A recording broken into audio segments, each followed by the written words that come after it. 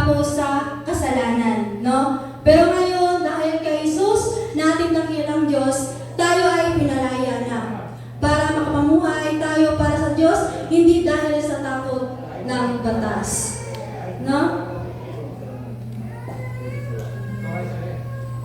So, kani, asa mo dala? Kanang una o ikalawa?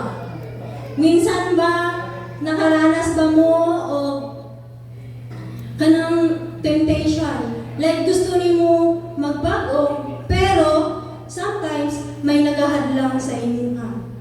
No? Then, naranasan niyo ba na gusto niyo gumawa ng tama, pero kabaliktaran ang nagawa ninyo? No, gusto niyo sumunod sa kalooban ng Diyos, pero sometimes nagagawa pa ninyo ang mali.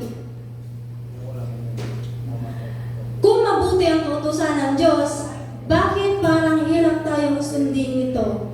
No? Nganong nahihirapan man tayo na sundon ang kautusan ng Diyos? So, karon ay dalawang tango sa Roma sa chapter 7 verse 7 to 23, no? So, ang title sa nato ang devotional karon ang labanan ng aking kalooban. So, mabalaan na to dire na gusto mong sumunod sa utos ng Diyos, pero meron pa rin alipin ka ng kasalanan. So, ingon namin sa verse 7, ang ibig ko bang sabihin ay masama ang kautusan? Aba, hindi. Sapagkat kung wala ang kautusan, hindi ko malalaman kung ano ang kasalanan. Kung sinabi ng kautusan, huwag kang magnasa, hindi ko malalaman ang masama pala ang pagnanasa. Ngunit ginamit ng kasalanan ng kautusan ito upang gisingin ang lahat ng uri ng kasakiman. Sapagkat kung walang kautusan, walang kapangyarihan ang kasalanan. So, dali makita na to na kung walang batas, no, kung walang law, isipin niyo mga kapatid, ano kaya ang buhay natin ngayon? Siyempre, magulo. Magulo dahil walang law. Pwede magpatay, pwede magnasa, kasi wala kang sinusunod. So, free kang gawin lahat yon. Subalit, ngunit ginamit ang kasalanan ang kautusan ito upang gisingin sa akin ang lahat ng uri ng kasakiman. So, sa pamagitan ng kautusan, nabalaan nato ang mga mali nato, no? Mabawal pala ang magnasa at labag yun sa kalooban ng Diyos, no? Sa verse 9, noong una nabuhay ako nang walang kautusan. Ngunit nang nalaman ko ang kautusan, nalaman ko ako pala'y makakasalanan at hatulan ng kamatayan. So, direk ginayon ni Pedro, hindi ibig sabihin na literal na walang kautusan dati. So, merong kautusan.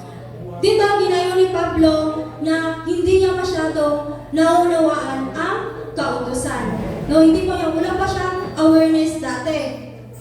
Ngunit, nalaman ko ang kautusan, nalaman ko ako pala'y makakasalanan at hatulan ng kamatayan.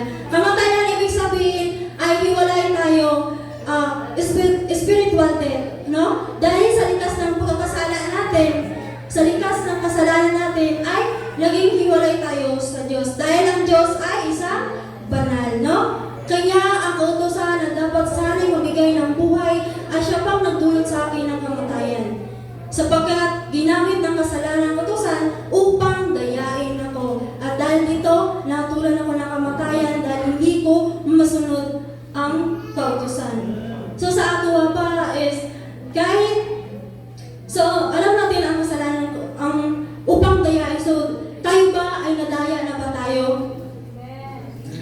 So, kahit alam mong bawal, no? Kahit alam mong bawal, matutukso ka pa rin. No? For example na lang, bawal magsinungaling. Kapag may bawal, doon ka na, kung ba nag-struggle na, ay parang gusto mong gawin yung bawal. Dahil sa likas nating makakasalanan. So, halimbawa, bawal na magsinungaling. Pero, nagagawa mo yun. Dahil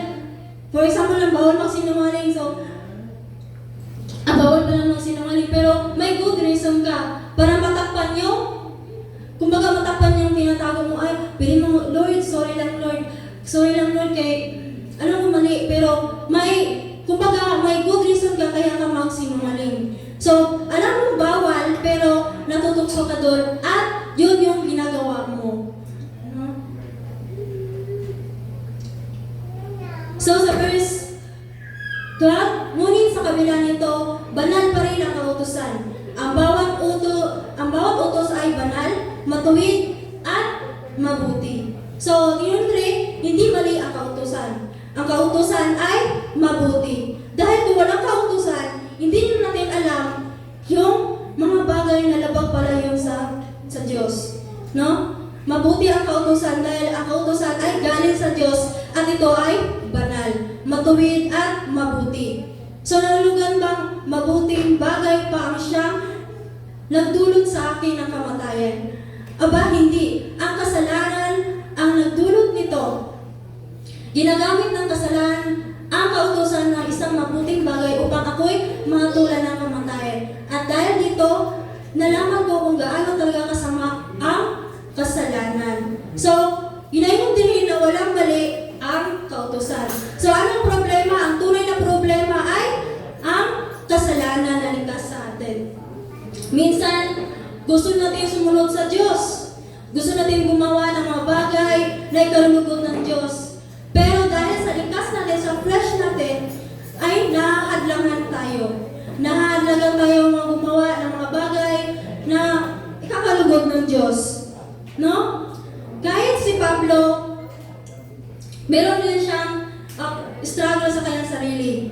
Kahit sumunod tayo sa Diyos, hindi pa rin maiwasan ang kasalanan dahil sa likas natin. So, saan ba nagsimula ang kasalanan? Sabi nga sa Genesis chapter 3, makita natin si Eva. No? Kay Eva, doon nagsimula ang kasalanan. No? Then, alam niya na bawal yung kainin, pero kinain pa rin niya. No? So doon, nagsimula hanggang sa atin, kahit si Pablo, sumusunod siya na kahit sa Diyos, magkakasala pa rin siya. Dahil sa likas nating mga kasalanan. So, alam natin ang kautusan ay spiritual. Ngunit ako'y tao lamang at alipin ng kasalanan. Hindi ko maunawa ang aking sarili sapagkat hindi ko ginagawa ang mabuting bagay na gusto kong gawin. Sa halip, ang kinakuslaman ko ang siya kong ginagawa. So mga bala na Katrina, dito nagsimula ang struggle natin. No? Gusto mong sumunod sa utos ng Diyos. Gusto mong gumawa ng mga bagay na ikalulugod ng Diyos. Pero, dahil alipin tayo ng kasalanan, kumbaga nahihirapan tayo. No? Sabang hindi ko ginagawa ang mabuting bagay na gusto kong gawin. Dahil hinahadlagan tayo ng ating likas na mga nating flesh. No? So, sa halip, pinakusulaman ko ang siya kong ginagawa. So, minsan, kahit alam nating mali, kahit alam natin na may kautusan na mahalin mo ang iyong kapwa, gaya na yung sarili. Pero dahil sa iyong flesh, minsan, nadadala ka sa iyong emotion. Nadadala ka sa galit. Kahit gusto mong sumunod sa utos, pero dahil sa flesh natin, dahil sa emotion mo, nadadala ka. No? So, at kung ayaw ko mang ginagawa kong masama, ibig sabihin nito, sumasang-ayon ako sa tama nga ang sinasabi ng kautusan. Kaya hindi talaga ako ang gumagawa ng masama, kundi ang kasalanan likas sa akin. So, ibig sabihin din ni Pablo na hindi daw siya ang gumagawa ng masama, kundi dahil sa likas nating makakasalanan. Kahit anong abot natin sa Diyos, meron na tayong kasalanan, no? Meron na tayong nagawa. So, makita lang ni Eve at ay Adan, doon pa lang napapatunayan na ang likas natin, no? Ang flesh natin, kahit anong abot natin sa Diyos, di pa rin maiwasan ang kasalanan, no? Dahil sa kasalanan likas sa atin. Sa 18, alam kong walang mabuti sa akin. Ang tinutukoy ko ay ang mga kasalanan kong pagkatao. gusto kong gumawa ng mabuti, hindi ko ito magawa. Dahil dito, ang mabuting bagay na gusto kong gawin ay hindi ko magawa. Pero ang mga bagay na isusukulang kong gawin ay siya kong ginagawa. So, dili mapatunayan na siyempre sa ito ay walang mabuti sa ato. No? Kapag bawal yung, bawal gawin, mas doon pa tayo na, kumbaga, mas gustong gawin kaysa sumunod sa Diyos. No? So, halimbawa, bawal magnasa sa kapwa. Pero dahil sa likas natin, parang gusto natin din yung gawin. Kahit maraming law, kahit ang law ay isang banal. Dahil sa likas natin mga kasalanan, hindi natin yung maiwasan. Amen. Hindi natin mapurako sa sarili natin na hindi tayo makakapag-nasa. Dahil sa flesh natin. Kung ginagawa ko ang malang ayaw kong gawin, hindi na ako talaga gumagawa nito, kundi ang kalikasan likas sa akin. So, dahil sa flesh natin, na? 21, kaya naintindihan ko na ang prinsipyong ito. Kapag gusto kong gumawa ng mabuti, hinahadlangan ako ng kasamaang likas sa akin. Yes. So, sa flesh natin yon, no? Kahit gusto mong sumunod sa kalooban ng Diyos, meron pa rin, kung baka sa imong isip pa, hinahadlangan ka.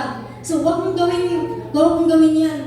Dahil hindi naman yan makabigay talaga ng lugod ng Diyos sa'yo. So, ikaw, sa flesh ka, nadadala ka sa imong isip na huwag mo naman yan kasi hindi naman malulugod ang Diyos sa'yo. So, ikaw, dahil sa flesh tayo, nadadala tayo sa ating isip, no? So, sa kuturan ng aking puso, nalugod ako sa kutusan ng Diyos.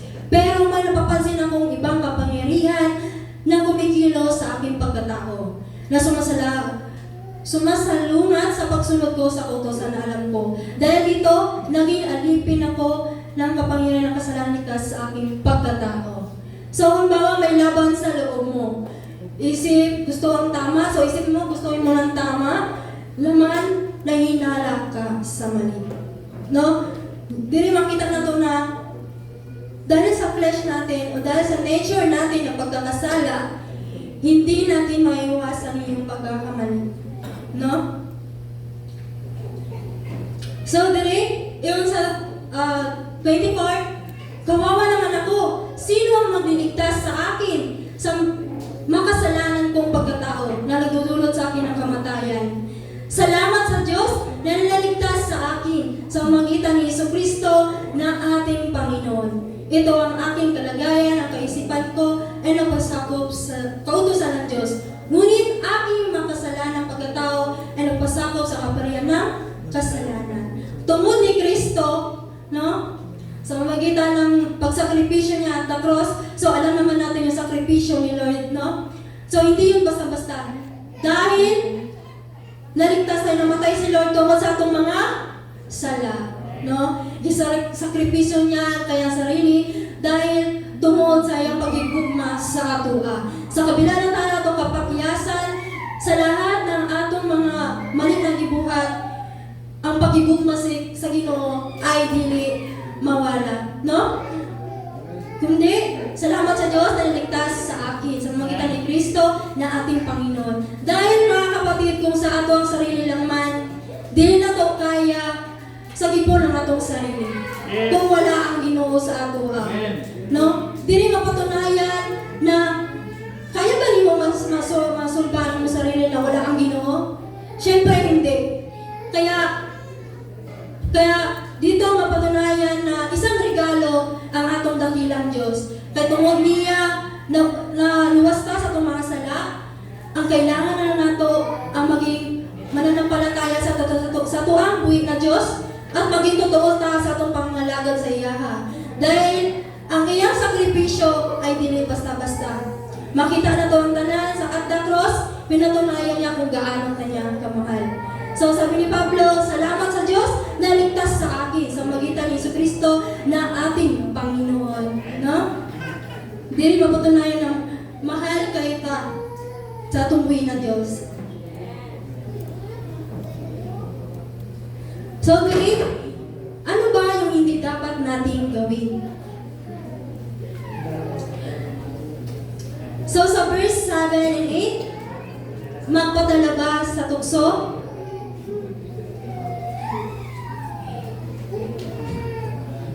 Hindi magpadaya sa kasalanan? Isisi sa ikautusan ba? Hindi sumunod sa laman? So ang mga dapat natin gawin,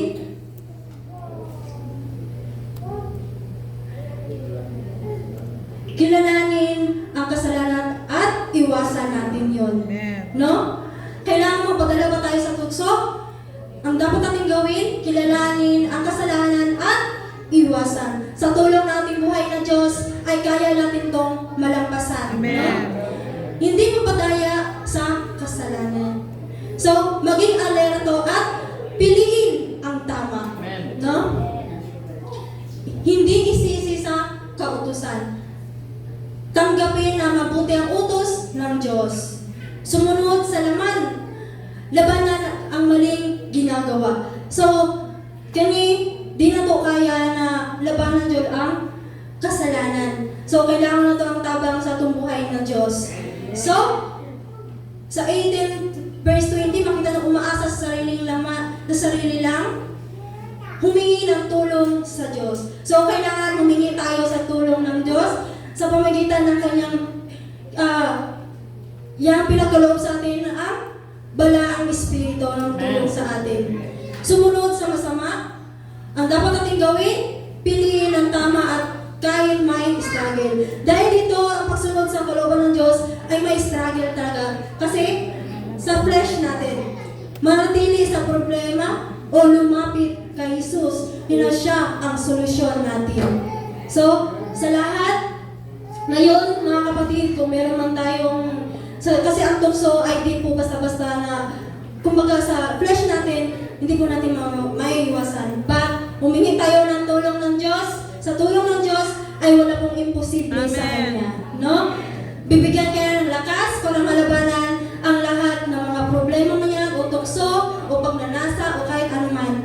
No? So, ano dapat natin gawin? Gawin laban sa kasalanan. Huwag magtiwala sa sarili lang. So, isipin natin na hindi natin kaya na wala ang Diyos. Amen. No? Huwag magtiwala na, Lord, kaya naman ako ni kahit wala ka. Mga kapatid, dili na to na kaya. O dili na pwede na makipagpataas pa ta. No? Kahit kung sa sarili lang na to, di na to kaya o matumbataan na. No? Kailangan huwag ka magtiwala sa iyong sarili. Kaya mo na ko ni kahit wala Ginoo sa kuha.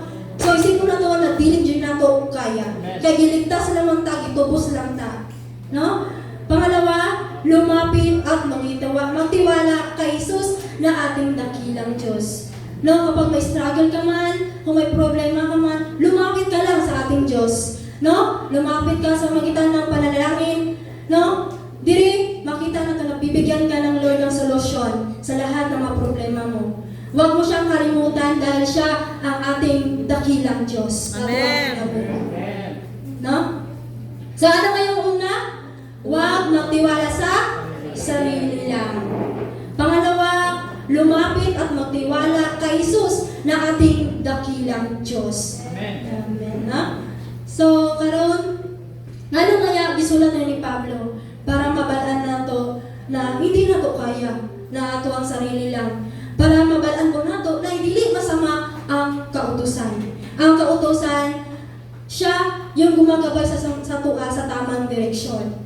Isipin niyo kung walang kautusan, ano kaya yung buhay natin? Siyempre, magulo. Pwedeng magnasa, pwedeng magpatay. Isipin natin na hindi po nato kaya na wala ang Diyos sa itong kinabuhi. Kaya, gisulat to ni Pablo. No? Sige, so, manindog ang tanan mga kaitsuan.